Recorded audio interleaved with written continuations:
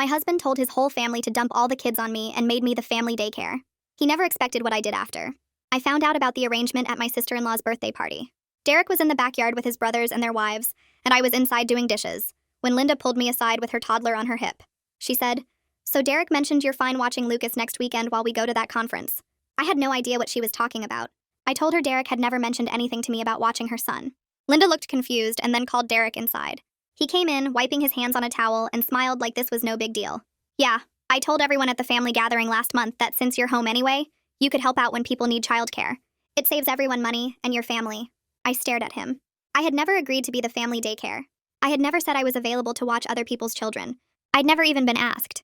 Derek explained that it was just helping out, that family helps each other, and that I should be happy to be needed. Linda nodded supportively.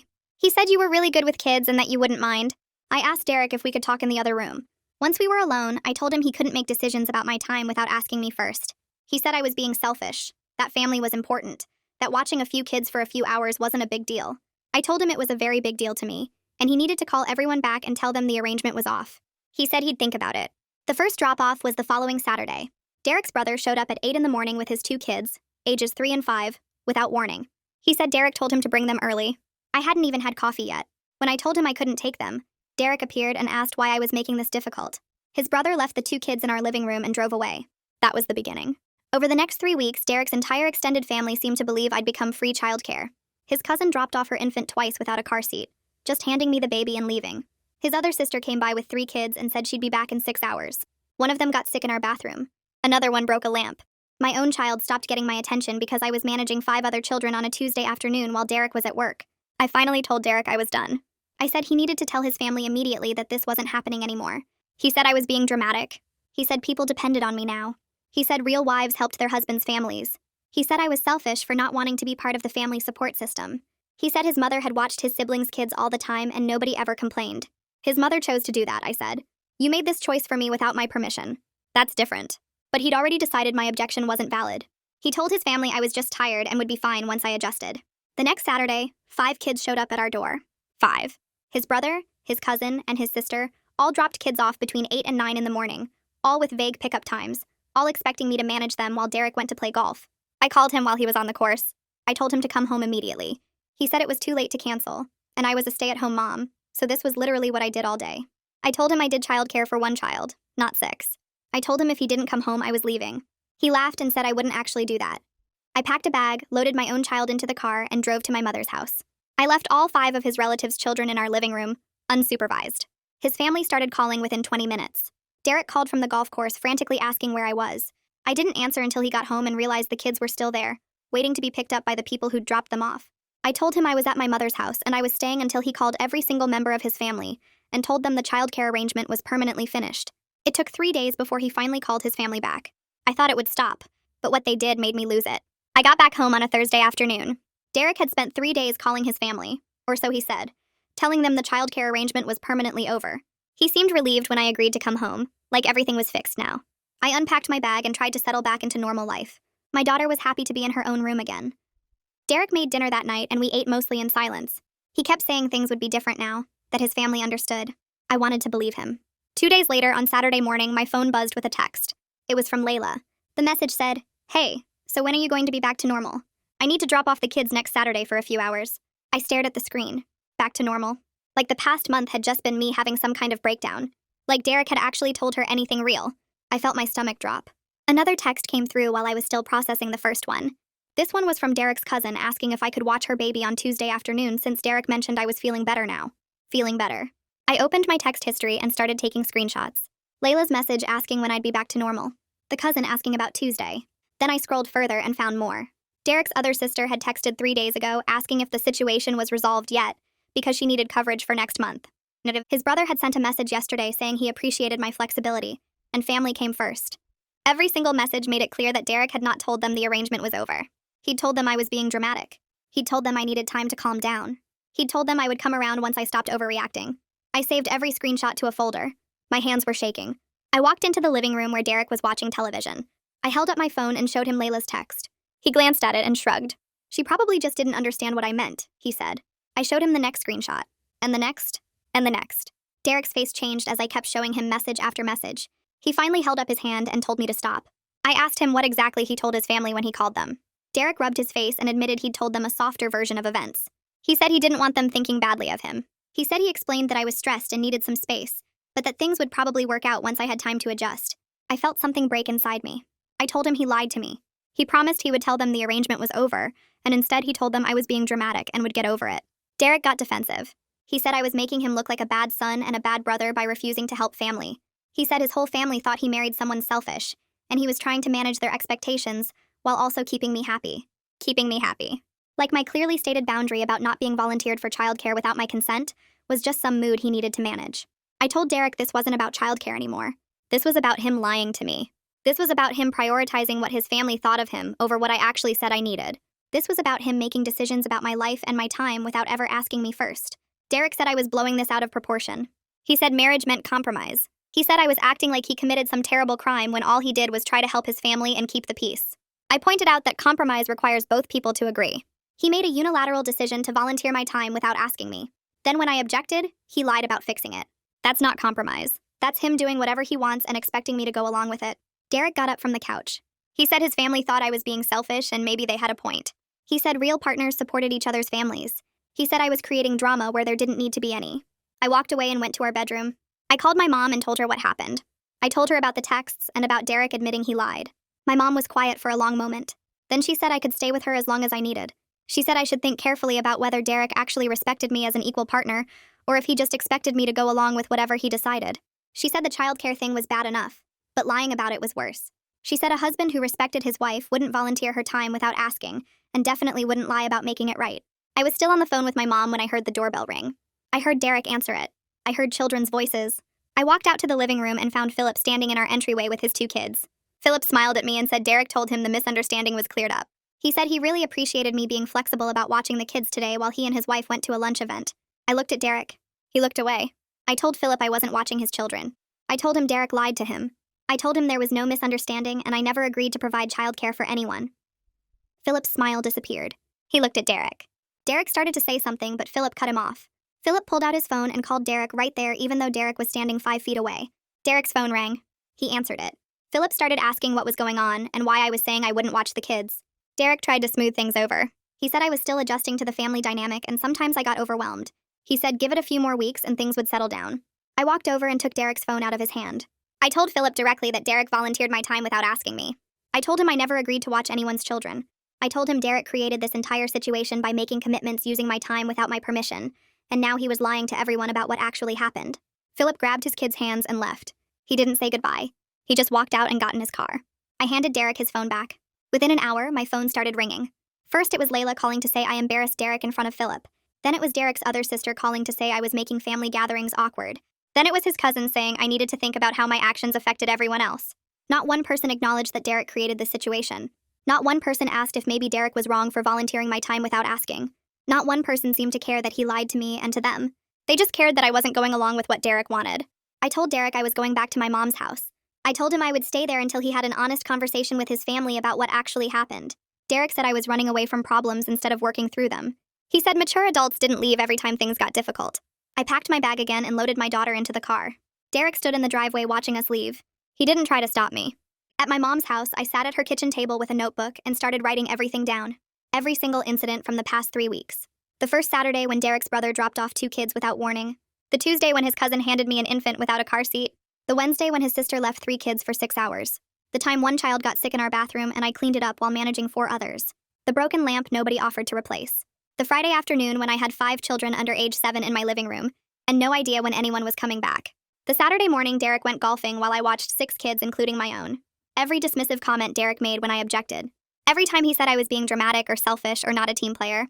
Every time he told me real wives helped their husbands' families. Every time he said his mother did this without complaining. The list filled 3 pages.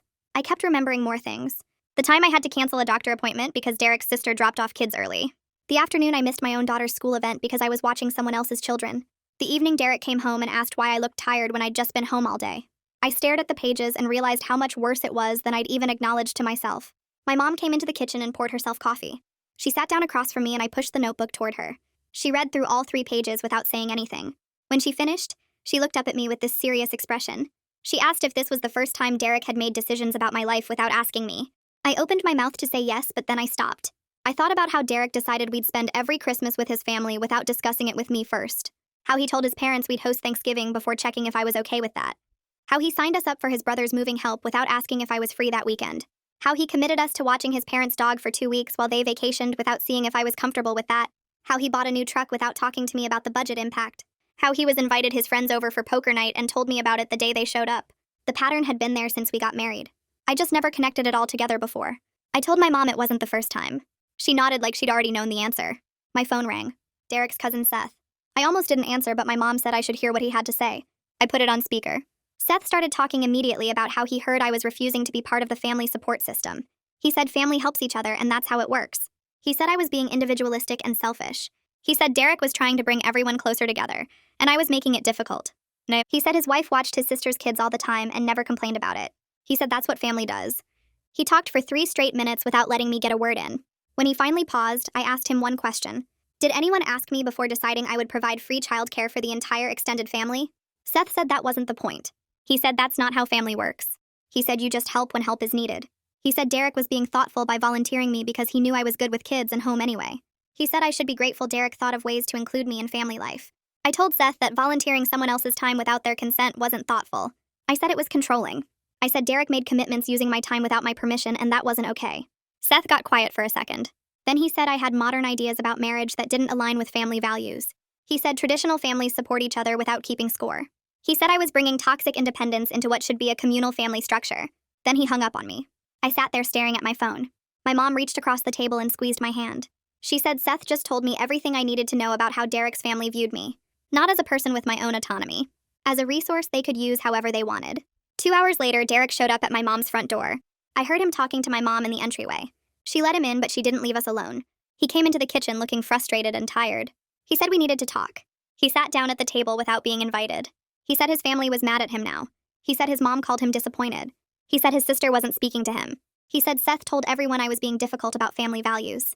He said this was getting out of hand.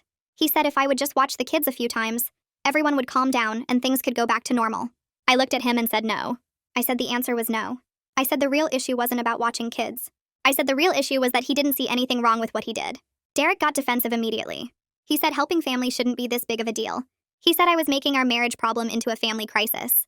He said if I cared about our relationship, I'd help smooth things over with his family. He said I was forcing him to choose between his wife and his family. My mom spoke up from where she was standing by the counter. She asked Derek directly if he got my permission before telling everyone I'd provide childcare. Derek looked at her and then at me. He admitted he didn't ask. He said he knew I'd say yes eventually. He said I was good with kids and home anyway, so it made sense. He said he didn't think he needed to ask because it was obvious I'd want to help family. I felt something shift in my chest. He actually believed he didn't need my permission to volunteer my time. He actually thought being good with kids meant I automatically owed childcare to his entire family. He actually saw nothing wrong with making commitments using my labor without my consent. Derek kept talking. He said he thought I'd be happy to be more involved with his family. He said he was trying to help me feel included. He said he knew I sometimes felt like an outsider at family gatherings, so he thought giving me a role would help. He said he was trying to do something nice for me. I told Derek that forcing involvement wasn't inclusion. I said volunteering someone wasn't the same as inviting them. I said making decisions about my time without asking me was disrespectful. I said if he wanted me involved with his family, he should have asked me what kind of involvement I wanted, not assigned me a job I never agreed to do. Derek stood up fast enough that his chair scraped loudly against the floor. He said I was choosing my pride over family harmony. He said I was willing to destroy his relationships with his siblings and parents just to prove a point. He said I was being stubborn and unreasonable. He said he came here to work things out, but I clearly wasn't interested in compromise. He walked out of the kitchen and I heard the front door close hard behind him. My mom sat down in the chair Derek had just left. She said Derek's definition of harmony seemed to be everyone doing what he wants without complaint. She said his version of compromise was me giving in to what he'd already decided. She said I needed to think carefully about whether this was a marriage I wanted to stay in. Over the next week, my phone buzzed constantly with messages from Derek's family. His brother sent a text saying I was making things harder for everyone by refusing to help out. Derek's cousin messaged asking if I was really going to let family relationships fall apart over babysitting. Another sister-in-law sent a long paragraph about how she always thought I was part of the family, but now she wasn't sure. Each message had a different approach but the same goal. Some tried anger, telling me I was being difficult and causing problems. Others went for guilt, reminding me about family gatherings where everyone had been nice to me, and now I was repaying that kindness by refusing to help. A few used the concerned approach, saying they were worried about my marriage and mental state, suggesting maybe I was overwhelmed and not thinking clearly. I read each message and felt the same frustration building. Nobody was asking why I was upset. Nobody was questioning whether Derek should have asked me first. They were all focused on getting me to change my mind and go back to being their free childcare. Derek's sister Layla sent the longest message on Thursday afternoon. I was sitting at my mom's kitchen table when my phone lit up with a notification. The message filled my entire screen and I had to scroll to read it all. She wrote about how family sacrifices for each other without keeping score. She said their mom had watched all the grandkids over the years and never complained once. She said that's what family does. They help each other through busy times and hard seasons. She wrote that I was being selfish by making this about me instead of thinking about the bigger picture of family support. She said my attitude was hurting everyone, not just Derek, and that I needed to think about whether I really valued being part of their family. She said if I loved Derek, I would want to help maintain good relationships with his siblings and parents. She said she was disappointed in me because she thought I understood what family meant. The message ended with her saying she hoped I would reconsider my position before I damaged relationships that couldn't be repaired. I stared at the message for several minutes before responding. I typed out my reply carefully, reading it twice before sending. I told Layla that her mom chose to watch grandkids. Nobody volunteered her time without asking her first. Nobody showed up at her door with children and expected her to take them without any discussion. I explained that Derek made commitments using my time without my knowledge or consent. I said that wasn't sacrifice. That was being voluntold. I wrote that I would have been happy to discuss helping with childcare if anyone had actually asked me, but nobody did. Derek decided for me and then told everyone I agreed when I never said anything of the sort. I said the issue wasn't about helping family, it was about respect and consent and basic communication. I told her that volunteering someone else's time without asking them first isn't thoughtful or helpful. It's controlling and disrespectful. Layla replied within an hour. Her message was shorter this time, but sharper.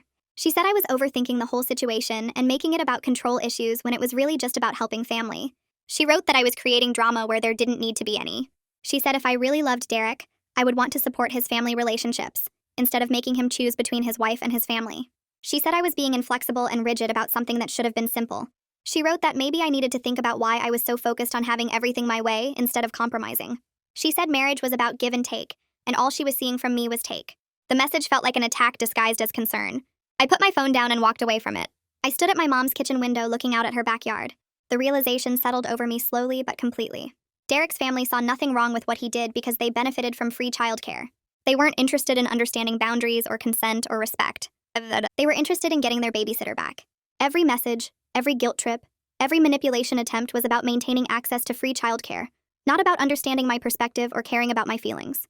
They had convinced themselves that family obligation meant I owed them my time and labor without question. They believed Derek had the right to volunteer me for things without asking, because that's how they thought family worked. The fact that I objected to this arrangement made me the problem in their eyes, not Derek, who created the situation without my consent. I realized I could explain my position 100 different ways, and it wouldn't matter because they didn't want to understand. They wanted compliance. Derek called Saturday morning. I answered on the third ring. He sounded tired and frustrated. He said his mom wanted to have a family meeting to clear the air. He said everyone was upset and confused and they needed to talk things through as a family. He said his mom thought if we all sat down together, we could work this out and move past it. I told Derek I would attend the meeting only if he did something first. I said he needed to tell everyone the truth before the meeting happened. He needed to tell his family that he volunteered my time without asking me, that I never agreed to the childcare arrangement, and that this whole situation was his mistake. Derek went quiet for a long moment. Then he said he would explain things to his family before the meeting. He said he would make sure they understood what happened. I told Derek that wasn't good enough. I said I wanted to hear what he told them. I said he needed to explain the situation with me present, or on a call I could listen to. I wasn't going to let him tell another soft version of events where he made himself look better and me look unreasonable. Derek sighed but agreed.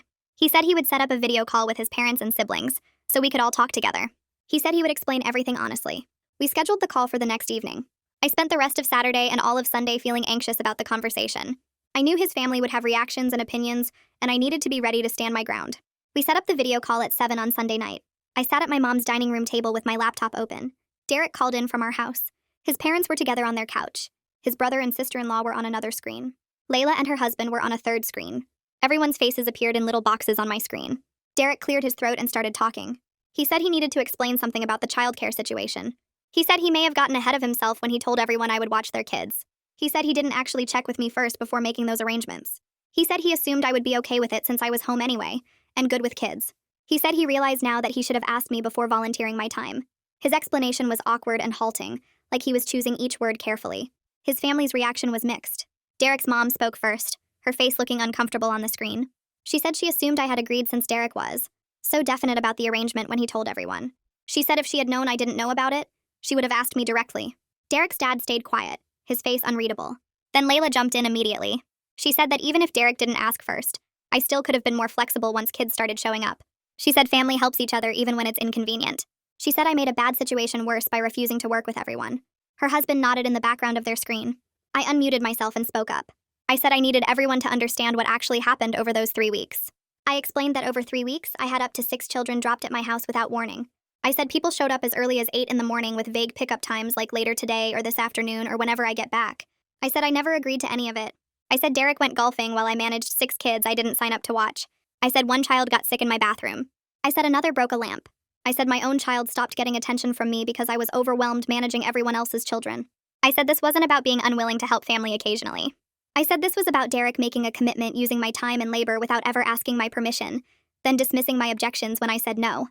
Derek's mom shifted in her seat on the video call screen and her face looked uncomfortable. She said she had no idea the situation had gotten that bad with so many kids being dropped off without warning. She said if she had known it was 6 children at once with unclear pickup times, she would have said something to Derek right away. Derek's dad had been quiet through most of the call, just sitting there with his arms crossed, but now he spoke up. He said Derek should have asked me before making any commitments to family members about childcare. He said volunteering someone else's time without their permission wasn't right, even if it was family asking. Layla jumped back in immediately, her voice getting louder through the computer speakers. She said family helps each other without keeping score of who does what. She said I was making this whole thing transactional when it should just be about supporting each other. She said her mom used to watch all the grandkids without complaining about hours or how many showed up. I unmuted myself again and said there was a big difference between what Layla was describing and what happened to me. I said I wasn't asked to help. I was told I was helping. I said Derek made commitments using my time without ever getting my permission first. I said that's not the same as choosing to help family. I said being voluntold to do something is completely different from volunteering. Layla rolled her eyes on screen and said I was splitting hairs and being difficult. Her husband nodded behind her. Derek's mom tried to calm things down by saying maybe everyone needed to take some time to think about family expectations and how we communicate. She said clearly there had been some misunderstanding about the arrangement and how it got started. She suggested we all step back and consider what reasonable boundaries look like for family help. The call ended soon after that, with everyone saying awkward goodbyes and logging off one by one. Derek seemed relieved it was over. He closed his laptop and let out a long breath. But I could tell nothing had actually been resolved. His family still thought I was being unreasonable. Derek still didn't seem to fully understand why what he did was wrong. The conversation had happened, but it didn't change anything. 2 days went by. I was at my mom's house scrolling through my phone when I saw a new post from Derek's cousin Seth. It was a long paragraph about how modern marriages were losing their commitment to extended family. He wrote about how traditional values meant supporting your spouse's family without question. He talked about how keeping score in families destroyed relationships. He said people today were too focused on individual rights instead of family obligations. The post didn't mention me by name, but it was obviously about our situation. The timing made that clear. Several of Derek's family members had already liked the post. Layla commented saying she agreed completely. Derek's brother's wife commented with a bunch of supportive emojis. I felt sick reading it. Our private family problem was now a public statement about my character. Seth had turned my boundary into a social media lecture about my values. I took screenshots of the post and all the comments. Then I called Derek. He was still at our house. I asked if he had seen Seth's post. Derek said yeah, he had seen it. He said Seth was just venting and I shouldn't take it personally. He said I should ignore it instead of making it into a bigger issue than it needed to be. I felt my anger rising. I told Derek that his family was now publicly shaming me because I wouldn't provide free childcare that I never agreed to in the first place. I said they were posting on social media about how I lacked family values. I said this was humiliating and he needed to tell Seth to take it down. Derek sighed and said I was being too sensitive. He said social media posts didn't matter in real life. He said Seth wasn't even using my name, so nobody would know it was about me. I said everyone in his family knew exactly what it was about based on the timing and the comments from his relatives. Derek said I was overreacting and that I should just block Seth if the post bothered me that much. I hung up and sat there feeling angry and hurt. My mom came into the room and asked what was wrong. I showed her the post and explained what Derek had said. She read through it carefully, then looked at me with concern. She said this whole situation was showing some serious problems with boundaries and respect. She said the way Derek kept dismissing my feelings and the way his family felt entitled to my time were both red flags. She suggested I talk to a therapist about everything that had been happening. She said the boundary violations and the gaslighting were serious issues that I might need professional help processing. I agreed. I felt overwhelmed by everything, and I needed someone outside the situation to help me think through it all. I looked up therapists in the area and found one who had openings. I made an appointment for the following week. The day of my first therapy session arrived. I drove to the office and sat in the waiting room feeling nervous. When the therapist called me back, I followed her into a small office with comfortable chairs. She asked me to explain what brought me in. I started talking and everything came pouring out. I told her about Derek volunteering my time without asking. I told her about 3 weeks of unexpected kids being dropped off. I told her about leaving and going to my mom's house. I told her about the family video call and Seth's social media post. I told her about Derek dismissing my feelings over and over. The therapist listened carefully and took notes. Then she asked me to describe other times Derek had made decisions about my life without consulting me first. I started thinking back through our marriage. I realized there were many examples I had never really noticed before. He had accepted a job in a different city without discussing it with me first. He had volunteered us to host his family's holiday gathering without asking if I was comfortable with that. He had made plans for us on weekends without checking my schedule. He had bought a car without talking to me about it, even though it affected our budget. The list went on. I sat there feeling stunned as I recognized the pattern that had been there all along. The therapist helped me understand what I was seeing. She said this wasn't just about childcare. She said it was about Derek not viewing me as an equal partner whose consent and time mattered. She explained that in healthy relationships, both people have equal say in decisions that affect them. She said what I was describing was a pattern of disrespect where Derek made unilateral choices and expected me to go along with them. She said this kind of pattern wouldn't change unless Derek recognized there was a problem and committed to changing his behavior. She asked how I felt about that. I said I felt scared and sad. I said I loved Derek, but I was starting to see that our marriage had some fundamental issues I hadn't wanted to acknowledge before. When I got back to my mom's house that evening, Derek called. I told him I had started seeing a therapist and that I was learning our marriage had some serious respect and boundary issues. Derek got quiet for a moment, then his voice changed and he sounded defensive. He said I was letting a stranger turn me against him and his family. He said therapists always tried to break up marriages by convincing people their partners were bad. He said I was looking for problems that weren't really there. He said if I would just come home and stop being so stubborn about the childcare thing, everything would go back to normal. I told Derek that normal was the problem. I said normal in our marriage meant him making decisions without me and expecting me to accept whatever he chose. I said I didn't want that normal anymore. Derek went quiet for a long moment on the other end of the phone. When he spoke again, his voice had that edge to it that meant he was getting mad. He said therapy was making me too focused on myself instead of thinking about us as a team. I felt my grip tighten on the phone. I told him a team makes decisions together, which was exactly what he hadn't been doing. He said I was twisting things around and hung up. I sat there staring at my phone, feeling the weight of everything pressing down on me. My next therapy session was 3 days later. I drove to the office and settled into the chair across from the therapist. She asked how things had gone since our last session. I told her about the phone call with Derek and his reaction to me being in therapy. She listened and took notes. Then she suggested couples counseling if Derek was willing to try it. She said having a neutral third party might help us communicate better about the boundary issues. I told her I would ask him. That evening I called Derek and brought up the idea of couples counseling. He immediately said no. He said he didn't need therapy and that we could work this out ourselves if I just stopped being so rigid about boundaries. I asked him what he meant by rigid. He said I was making hard rules about things that should be flexible in a marriage. He said family helping each other shouldn't require formal agreements and permission slips. I told him I wasn't asking for formal agreements. I was asking to be consulted before he made commitments using my time. He said that was the same thing and that I was being difficult on purpose. After we hung up, I sat in my mom's kitchen feeling something shift inside me. I realized Derek didn't think he had done anything wrong. He genuinely believed I was the problem for not going along with his decisions. He thought my objection to being volunteered as family daycare without my knowledge or consent was me being selfish and rigid. This clarity hurt, but I needed it. I needed to understand that he wasn't going to suddenly see my side because he didn't think there was anything to see. 2 days later, my phone rang with a number I recognized as Philip's. I answered and he started talking right away. He said he wanted to apologize for showing up that Saturday morning with his 2 kids. He said he genuinely didn't know I hadn't agreed to watch them. Derek had made it sound like a done deal, like we'd all talked about it and worked out the details. Philip said he felt terrible about putting me in that position. I sat down at my mom's kitchen table. I told Philip I appreciated him calling. He said he'd been thinking about the whole situation since the family video call. He said he kept imagining how he would feel if his wife volunteered his time without asking him first. He admitted he wouldn't like it at all. He said he understood why I was upset and why I left. His apology felt real. I could hear in his voice that he actually got it. I thanked him for understanding and for calling. I told him it meant a lot that someone in Derek's family could see why this was a problem. Philip said he was going to talk to Derek about respecting my time and decisions. He said Derek needed to hear from someone other than me that what he did wasn't okay. This gave me a small bit of hope that maybe not everyone in the family was completely against me. Maybe some of them could understand boundaries and consent. 3 days after Philip's call, Derek showed up at my mom's house again. This time he looked different when I opened the door. More serious, less defensive. He asked if we could talk. I let him in and we sat in the living room. He said Philip had called him and they'd talked for over an hour. He said Philip helped him see things differently. Derek said he wanted to understand why this hurt me so much. I looked at him carefully, trying to figure out if this was real or just another attempt to get me to come home and go back to how things were. I decided to try one more time to explain. I told him it wasn't about helping family. I loved his family, and I was happy to help when I could.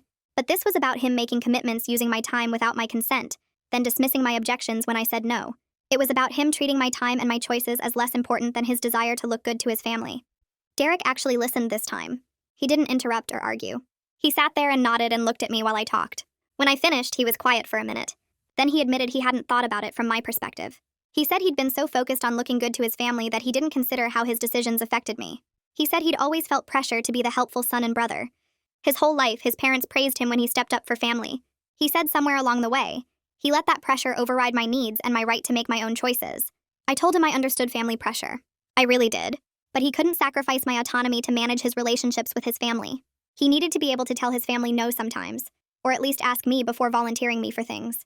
His family's approval couldn't come at the cost of my consent and my boundaries. Derek nodded slowly. He said he was starting to see that now. I asked Derek if he would go to couples counseling with me. He looked down at his hands for a long moment before nodding. He said he would call and make an appointment the next day. He also promised he would send a message to his entire family making it clear the childcare arrangement was permanently over and that creating it was his mistake. I felt something shift inside me when he said that. Not relief exactly, but maybe the smallest bit of hope that we could fix this. Derek called a counseling office the next morning and got us an appointment for the following week. He also drafted a message to send to his family. He showed it to me first and asked if it said what needed to be said. The message explained that he had volunteered my time without asking me, that this was wrong and that there would be no family childcare arrangement going forward. I told him it was good and he should send it. He hit send and then put his phone face down on the table like he didn't want to see the responses coming in. The following Tuesday, we sat in the counseling office waiting for our first session. The therapist called us back and we sat on a couch across from her chair. She asked us to explain why we were there. Derek looked at me and I looked at him. Finally, I started talking. I explained the whole situation from the beginning. The therapist listened without interrupting. When I finished, she turned to Derek and asked him to explain what he understood about why his actions were hurtful. Derek took a breath and said he violated my boundaries by making decisions about my time without asking. He said he treated my availability as something he could promise to other people without my consent. He said that wasn't okay, and he understood why I left. The therapist nodded and asked him some follow-up questions about how he thought I felt when family members kept showing up with their kids. Derek admitted he hadn't really thought about my feelings at the time, because he was focused on looking helpful to his family. Over the next several sessions, the therapist worked with us on how we communicate and make decisions. She pointed out that Derek had a pattern of making choices and then informing me instead of discussing things together first. Derek admitted this was true.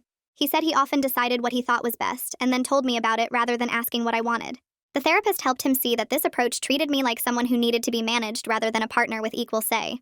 Derek said he never thought about it that way before, but he could see how his behavior came across as controlling.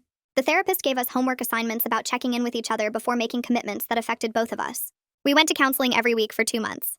During that time, Derek started to understand that his family's expectations didn't override my right to make my own choices about my time. He began setting boundaries with his family when they made demands. When his cousin called asking for a favor, Derek said he needed to check with me first instead of just agreeing. When Layla texted about getting together, Derek asked me if I wanted to go instead of telling her we'd be there. These small changes felt significant because they showed Derek was actually trying to do things differently. 3 weeks after our first session, Derek sent his message to the extended family.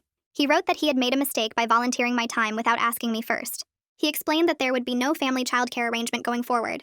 He said this was his error, and he took full responsibility for creating an unfair situation. Some family members responded with supportive messages saying they understood. Philip texted back that he appreciated Derek being honest about what happened. A few people didn't respond at all, which felt like they were ignoring the message on purpose. Layla responded 2 days later with a snarky text. She wrote that she would remember this when Derek needed help from family in the future. Her message made it clear she thought we were being selfish, and that family was supposed to help each other without keeping score. Derek read her text and then wrote back. He told Layla that was her choice to make, but he wasn't going to pressure me into providing free childcare just to maintain family approval. He said he valued his marriage more than he valued looking good to relatives. Layla didn't respond after that. Derek seemed bothered by her reaction, but he didn't take back what he said.